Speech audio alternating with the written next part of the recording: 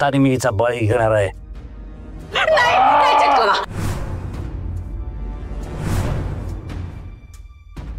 आणि याच्यानंतर आपण तिथे पोहोचलो. तिथे जे काही घडलंय ते त्यात रेकॉर्ड झालंय. शिवा, तुला अजूनही असं वाटतंय का की मोहिनी खोटं बोलते? प्रिन्स काका आणि भद्रावती मॅडम खोटं बोलताय?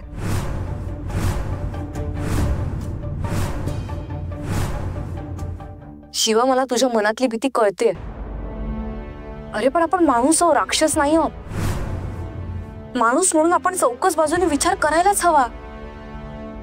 हे बघ, एका बाजूने विचार करण्याच्या नादात दुसऱ्या बाजूने अन्याय व्हायला नको. आपल्याला एक कळत नाही शक्ती, तुला अजून पण त्यांचं खरं कसं काय वाटतंय? अरे डोळ्यांनी दिसतंय त्याच्यावर मी विश्वास ठेवते. म्हणजे सध्या तरी माझं मन मला तेच करायला सांगतंय. ठीक आहे, मग आता पुढे काय करायला सांगतंय तुझं मन? मला असं वाटतं की आपण मोहिनीला तिच्या आई वडिलांसोबत वेळ घालवायला द्यावा. शिवाय ती इतकी वर्ष आपल्या कुटुंबापासून दूर राहिली आहे. आपल्या माणसांसोबत राहणं काय असतं हे तिला नाही माहिती. ती थोड्या वेळ जर आपल्या आई वडिलांसोबत राहिली ना तर तिलाही बरं वाटेल आणि प्रिन्स काका आणि भद्रावती मॅडमलाही. शक्ती, त्या प्रिन्स आणि भद्रालाच नकोय त्यांची मुलगी. तू कशाला फोर्स करते मला कळतच नाही. शिवाय आई वडील आहेत ते, त्यांची काळजी रास्त आहे. पण त्यांना हे कळत नाहीये की त्यांची मुलगी त्यांच्या डोळ्यासमोर सेफ आहे. तिकडे परदेशात नाही. तिकडे US ला गेल्यावर त्या राक्षसाने तिला काही केलं तर? अरे तो बोललाय तो तिला सोडणार नाहीये म्हणून, मग कशाला एवढी रिस्क घ्यायची? हे बघ शक्ती, आपले बघ शिवा, मला आता या गोष्टीवर डिस्कशन नको. मी प्रिन्स काका आणि भद्रावती मॅमशी जाऊन बोलते.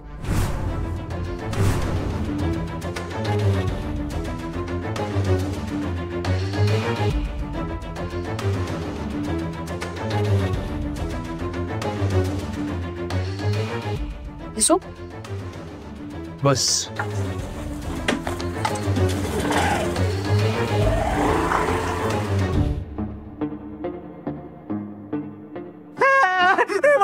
मला सोडा, मला मारायचं नाही. मला माझं आयुष्य उद्ध्वस्त नाही करून घ्यायचंय. प्लीज मला सोडा. हे बघा, मला आमदार व्हायचंय, मला खासदार व्हायचंय, मला प्रधानमंत्री व्हायचंय, देशाची सेवा करायची, मला असं ताय भरायचंय. हे बघा, तुम्हाला जे काय करायचंय ना ते बॉस वहिनी आणि बॉसला करा.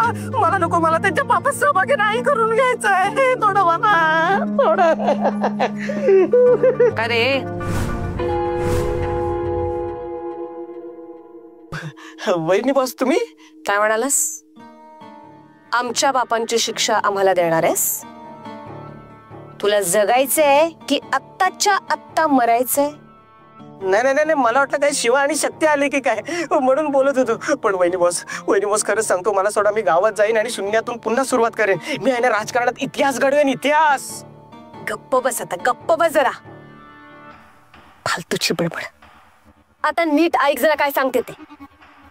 हे सगळं जे काही चाललंय ते सगळं चिटकोबा घडवतोय. त्याच्या सांगण्यानुसार हे सगळं चाललंय. आम्ही इथनं जसे बाहेर पडलोयत ना तसं तूही लवकर पडशील. कळलं? जरा शांत राहा, जरा कळ काढ. कळलं का? काढशील ना, वेळ लागेल जरा. काय झालं?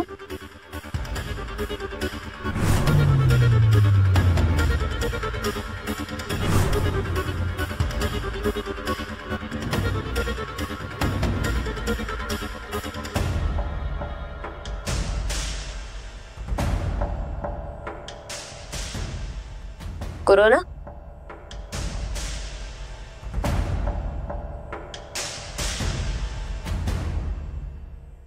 अरे कोरोना, काय बघतोस तुझ्याकडे असं? काय बघतोस?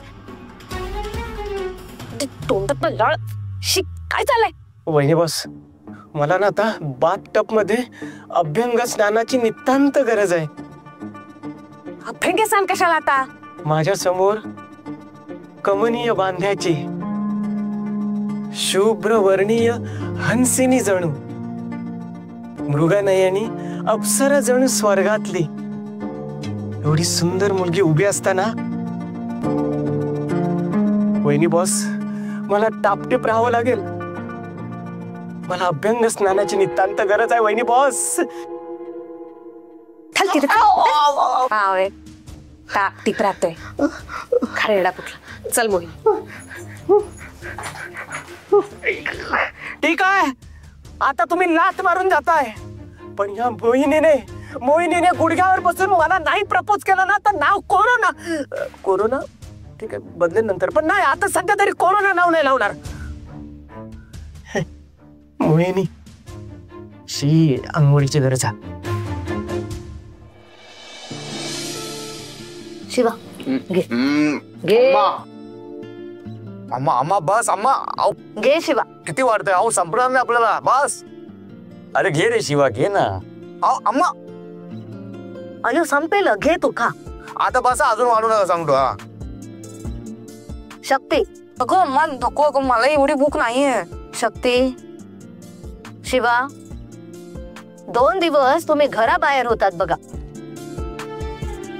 मी एकदाच तुम्हाला घरातून डबा दिला, त्यानंतर तुम्ही बाहेरच खाल्लं असणार. आता ते वेळेत खाल्लं की नाही तेही माहित नसतं. शक्ती शिवा तुम्ही कामात असलात ना की तुमचं खाण्याकडे अजिबात लक्ष नसतं बघा. खा बघू, तुम्ही पोटभर खा. अगं अम्मा. शक्ती खातेस की देऊ धपाटा एक? अम्मा मी काय लहान आहे का आता? काय तुझं पण ना. नाही ना लहान, मग खा मोठ्यांसारखं पटापट. बर खाते. शिवा शक्ती मी असं ऐकलंय की निखारगींची मुलगी आली म्हणून.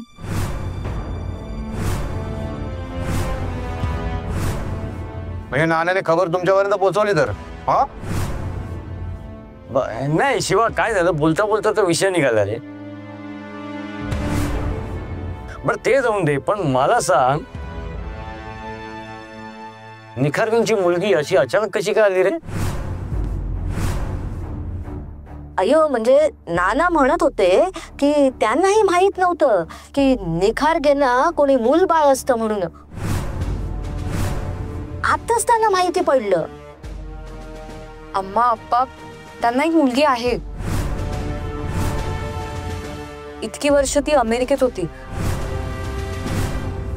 आताच परत आली. अमेरिकेत? इतकी वर्ष ती अमेरिकेत राहत होती का? आणि इतकी वर्ष ती इथे फिरकली नाही का बरं? कारण इथे तिच्या जीवाला धोका होता. तो राक्षस चेटकोबा त्याच्यापासून स्वतःच्या मुलीचा जीव वाचवण्यासाठी प्रिन्स काका आणि भद्रवती मॅडमने इतके वर्ष तिला अमेरिकेत ठेवलं. काय सांगतेस? अप्पा एवढंच नाही, आजपर्यंत प्रिन्स काका आणि भद्रावती मॅडमने जेवढे गुन्हे केलेत ना ते सगळे त्यांनी स्वतःच्या मर्जीने नाही केलेत. त्या राक्षसाने त्यांना वश केलं होतं. इतकी वर्ष ते त्याच्या तालावर नाचत होते. त्या चेटकोबाचे गुलाम झाले होते ते. अयो म्हणजे त्या राक्षसाला या मुलीबद्दल खबर मिळाली असेल ना? हो मिळाली. आणि त्या राक्षसाने मोहिनीवर हल्ला सुद्धा केला. पण मी आणि शिवाने जसा आदिशक्ती आणि शंभू महादेवाला आव्हान केलं ना तसा तो राक्षस तिथून निघून गेला आणि मोहिनी वाचली. एक चांगलं झालं बघ. अप्पा एवढंच नाही, प्रिन्स काका आणि भद्रावती मॅडम वरची त्या राक्षसाची जी काळी छाया होती ना ती दूर झाली. तो राक्षस त्यांच्या शरीरातून कायमचा निघून गेला. काय? तो कायमचा निघून गेला? म्हणजे आता तो कधीच परत येणार नाही? अम्मा तो त्यांच्या शरीरातून निघून गेलाय, त्यांच्या आयुष्यातून नाही. शक्ती बंगल्यावर जे घडलं त्याच्यावर खरंच तुझा विश्वास बसलाय? तुला खरंच असं वाटतं तो राक्षस त्या भद्रा आणि प्रिन्सच्या बॉडीमधून निघून गेलाय? हे बघ शक्ती, जी डोळ्यांना दिसतं ना ते सगळंच खरं असतं असं नाही. अरे शिवा पुन्हा तेच. अरे आपल्याकडे पुरावा आहे. त्यांच्या नकळत आपण जो व्हिडिओ काढला त्यावर आपल्याला विश्वास ठेवावाच लागेल ना. आणि या सगळ्या गोष्टीवर मी काही 100% विश्वास ठेवलेला नाहीये.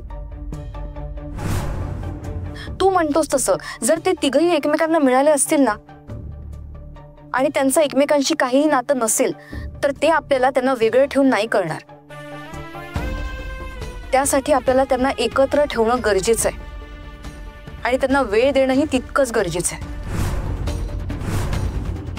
त्यांचं काही सिक्रेट असेल तर ते आपल्याला त्यांना एकत्र ठेवून कळू शकतं आणि त्यासाठी आपण त्यांना वेळ द्यायला हवा. शक्ती, आपल्याला ना एकदम गॅरंटी ते लोक आपल्याला गंडवतात, आपली दिशाभूल करतात. आपला खूप टाइम गेलाय या ड्राम्यामध्ये. हे सगळा ड्रामा आहे त्यांचा ड्रामा. आपण तर बोलतो ना त्यांना जी शिक्षा द्यायची ती आपण लवकरात लवकर दिलीच पाहिजे. नाही शिवा, पुन्हा पुन्हा त्याच विषयावर चर्चा नकोय. आपलं मगाशी बोलणं झालंय ना, असं घाईघाईत निर्णय घेऊन नाही चालणार. प्रत्येक गोष्टीला वेळ देऊन चारही बाजूनी त्याचा स्टडी करून मगच निर्णय घ्यायला हवाय. मला ना कळतच नाही तुला कसं पटवून द्यायचं. हे बघ शिवा, आता तू जास्त विचार करू नकोस. तू जेवणावर लक्ष ठेव. मोहिनी, तू जर आमच्या आयुष्यात नसतीस तर आमचं आयुष्य काय झालं असतं. आम्ही अजूनही त्या अंधाऱ्या कोठडीत असतो नाही का. पण तू आलीस आणि आम्हाला असा मोकळा श्वास घेता आला. So thank you so much. आता हा मोकळा श्वास कायम घेता यावा असं वाटत असेल तर माझं ऐकायचं. काय म्हणालीस? तू सांगशील ते आम्ही ऐकायचं? हो, ऐकावंच लागेल. ए बये, बरी आहेस ना? या घरात तू आमची लेक बनून आलीस, माझी सासू बनू नकोस. कळलं ना? तुझा ऐकायला मी गुलाब नाही आहेत तुझे. सांगते. Okay fine. पुन्हा तुम्हाला त्या अंधाऱ्या काळोख्या खोटडीत जायचंय नाही ना? ए, आवाज खाली. माझ्यावर आवाज वाढवायचा नाही आणि मी जे काही सांगेन ते मुकाट्याने ऐकायचं. नाहीतर तुझा हा आवाज ना मी कायमचा बंद करून टाकेन. एक चिटको काय कमी होता? ही आले आणखी तो कर्मी वाटायला माझ्या. काय बोललीस? काहीच नाही. मोहिनी सरकार, सांगा माझ्यासाठी काय हुकूम आहे आपला? गुड. उद्यापासून तू या घरात मोलकरीण बनून राहायचं. काय मोलकरीण? मी या घरची मालकीण आहे, मालकीण. आणि या घरात फक्त माझा हुकूम चालतो. मोलकरीण बनून जा म्हणाले ना मी, माझ्यावर आवाज चढवायचा नाही, नाहीतर गाडून टाकीन मी. मला घडणारी तू.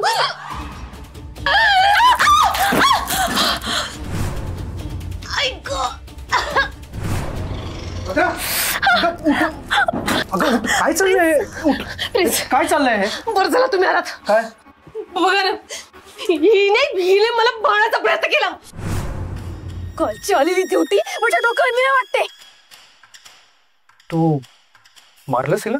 नाही, मारलं तर नाही मी, पण अति केलं तर माती करेन मीची. आणि नाही ऐकलं तर अशीच दशा होणारीची. काय नाही ऐकलं तुझं? मी तिला एवढंच म्हणाले की उद्यापासून तू या घरात मोलकरीण बनून राहायचं, तर ऐकतच नाही माझं. काय मोलकरीण? अगं डोकं ठिकाणावर आहे ना तुझं? आणि हो, तुम्हाला ही घरगडी बनून राहायचंय. घ्या, कीप इन माइंड. ऐका, आणखीन ऐका. तू काय बोलतेस तुझं तुला तरी कळ. आवाज खाली. मी चेटकोबाची रक्तपुत्री आहे आणि तुम्ही त्याचे गुलाम म्हणजे माझेही गुलाम. हे विसरू नका. शिकवून टाकते मी. शांत. तिचं ऐकावंच लागेल. हो बरोबर बोलतोय, ऐकावंच लागणार आहे तिचं. शांत शांत. Guys, excuse me.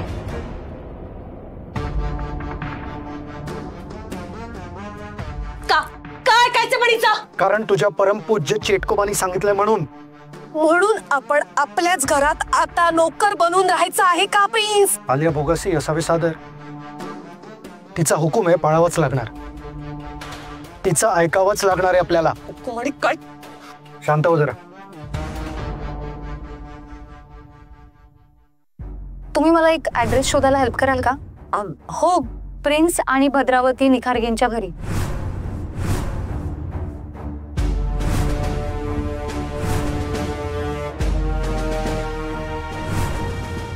तुम्हाला सांगावंच लागेल ती कोण आहे. ती आमची मुलगी मोहिनी आहे. एवढे प्रूफ इनफ आहेत की अजून हवेत? ठीक आहे, तू राहा आज इथे.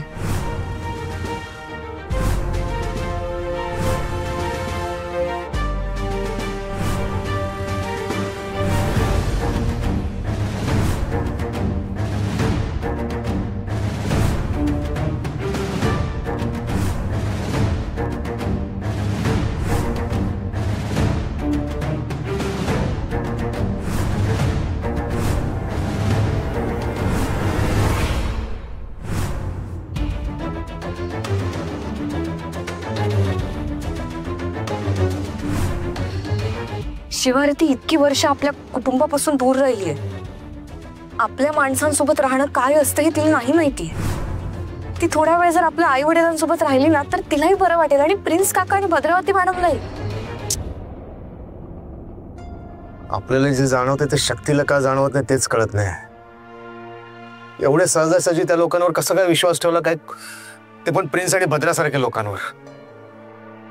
आपली ना 100% गॅरंटी आहे ती मोहिनी त्या प्रिन्स आणि भद्राची मुलगी नाहीच आहे. शक्ती घाईघाईमध्ये का निर्णय घेते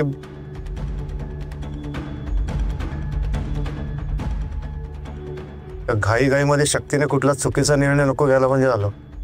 एका चुकीच्या निर्णयामुळे लय मोठं संकट येऊ शकतं.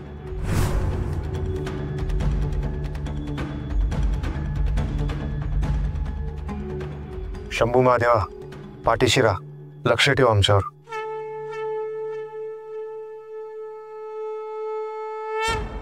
शिवाचा प्रिन्स काका, भद्रा काकी आणि मोहिनीच्या बोलण्यावर अजूनही विश्वास बसला नाही.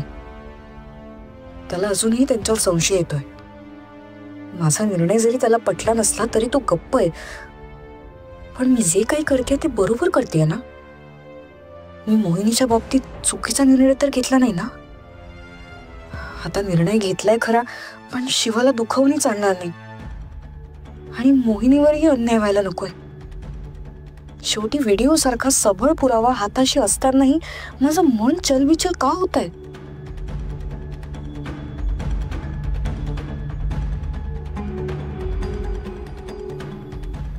आवाज नाही. झोपायला येतेस ना? हो अम्मा, तू जाऊन झोप. मी जरा बाहेर जाऊन येते. बाहेर? एवढ्या रात्री कुठे बाहेर चाललेस? अगं अम्मा, मी येते थोड्या वेळात. हा, तू नको काळजी करू. येते.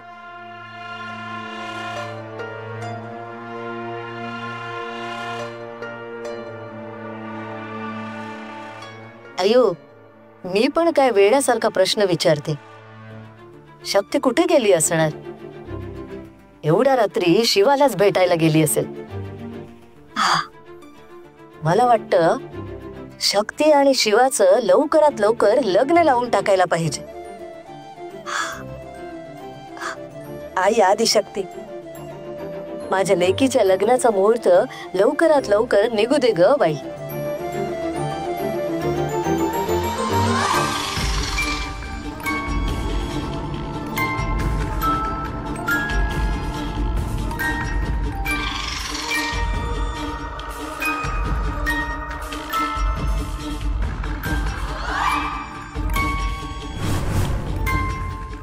कमाल आहे हे आसन.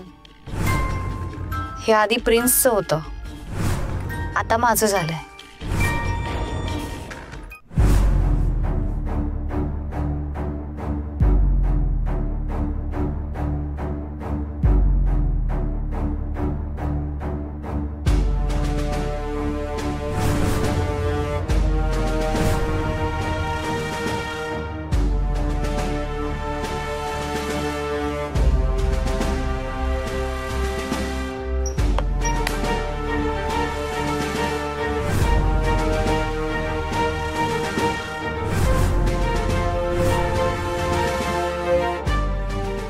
मैत्रई, कशी आहेस तू? बघितलंस, या घरात तुझ्या मुलीच्या आयुष्यात मी प्रवेश केलाय.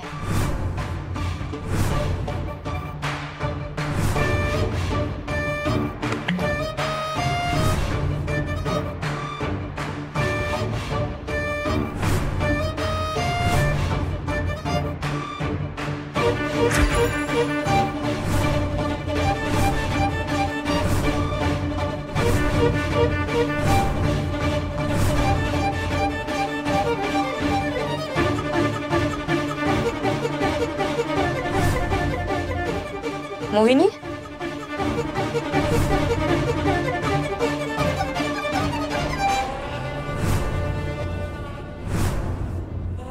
सॉरी, तू घाबरलीस का? No, it's okay. घाबरली, I mean it's natural. By the way, तू फोटो मध्ये काय बघत होतीस? अगं मी असंच बघत होते. ती तू आहेस ना? किती क्यूट दिसतेस तू. अगं किती हॅपी दिसते तुम्ही या फोटोमध्ये. पण त्या डेव्हिलमुळे इतके वर्ष मी तुमच्या सगळ्यांपासून दूर होते. अदरवाईज मी सुद्धा या घरात वाढले असते, बालपण एन्जॉय केलं असतं. पण सगळ्याच गोष्टी आपल्या मनासारख्या घडतात असं नाही होत ना.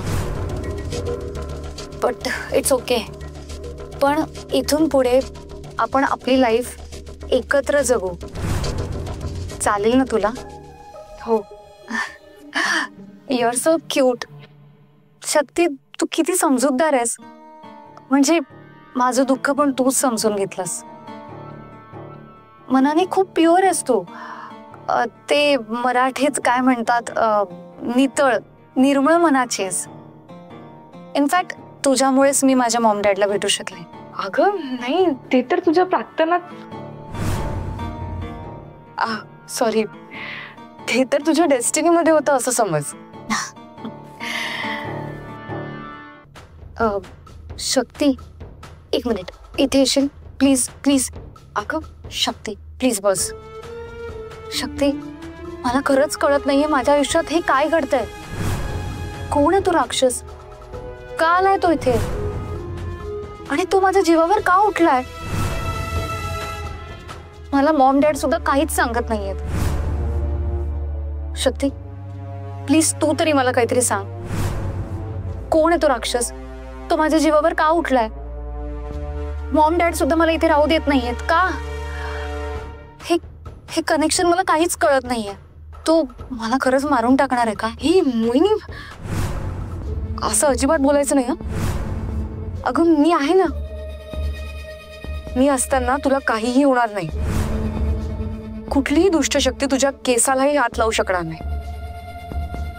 पण मला असं वाटतं की त्या राक्षसाने तुझ्या मॉम डॅडला वश केलं होतं. वश म्हणजे हिप्नोटाइज केलं होतं. व्हॉट? आता घाबरायची काही गरज नाहीये. त्यांच्यावरचा त्या राक्षसाचा कंट्रोल आता संपलाय. ते आता नॉर्मल झालेत आणि आता ती त्या राक्षसाच्या तालावर नाही नाचणार.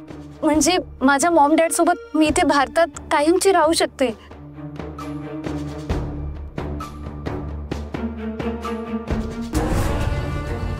नाही, नको नको. मी उद्याच US ला निघून जाईन.